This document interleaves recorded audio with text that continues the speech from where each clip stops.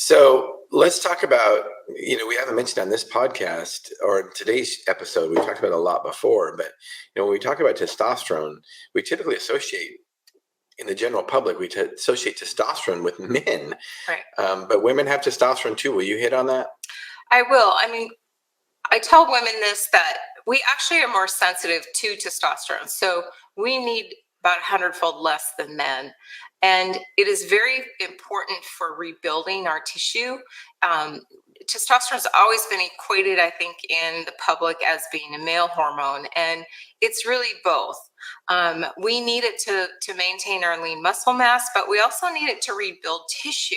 So if you're not rebuilding your muscle and your joints and your tissue, then that breakdown continues to happen. So it's extremely important. Atrophy is something that happens as we age. It's kind of a natural process, but it doesn't mean that we have to allow it to be so without intervening with exercise, sleep, diet, and balancing your hormones.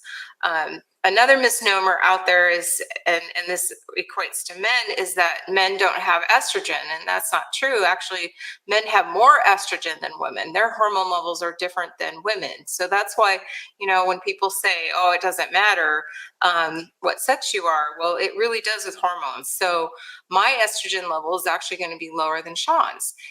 We're just more sensitive and our body responds in a different manner. But if you don't have enough testosterone as women as you're aging, I think you're cutting yourself short, because that repair in your body takes much longer and is not as fast as it could be. Now, just to reiterate that for all you scientific geeks out there that are watching, it does depend on where a woman is at in her cycle, depending on if a man has more estradiol or progesterone. That's true. Or pregnant. Or pregnant, right? Because the levels are going to be off the chart. So, in general, the only hormone that makes us different is testosterone, and men have more testosterone, and that's about it. Now, women will have a lot more progesterone when in the luteal phase of their cycle and when they're pregnant. But other than that, that's the main hormone that separates us is testosterone. So, but women need it too. And Janet didn't mention it, although she must have just forgot, because she knows how important it is there is not a better bone building drug out there than testosterone, period. And I'm just going to say this, and I just say this to educate people, but make sure you do your own research.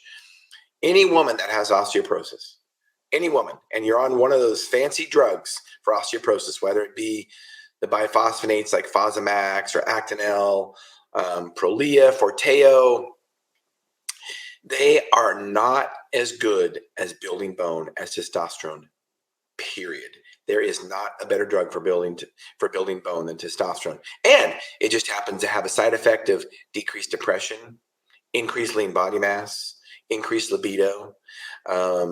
Applied vaginally, it can have local effects of the vaginal tissue to prevent UTIs, to prevent urinary incontinence, to prevent vaginal atrophy, help to maintain lean body mass, help to burn fat, help to decrease insulin resistance. Need I go on? What if we had a drug like that? What we do is called testosterone. And it is a game changer for men and women. So don't forget about the testosterone. And if you go to a doctor and you ask them about testosterone, you're a woman and they have no clue what to do, and they're ignorant about it, you need to go to somebody that specializes in hormones. And that's usually not an endocrinologist. Most endocrinologists in our areas, they know about diabetes, and that's about it. And I personally don't think they treat diabetes very well. They treat it with drugs instead of treating it with diet, which diabetes is a carbohydrate metabolism problem, whether it's type 2 or whether it's type 1. It has to be treated with diet, not just drugs.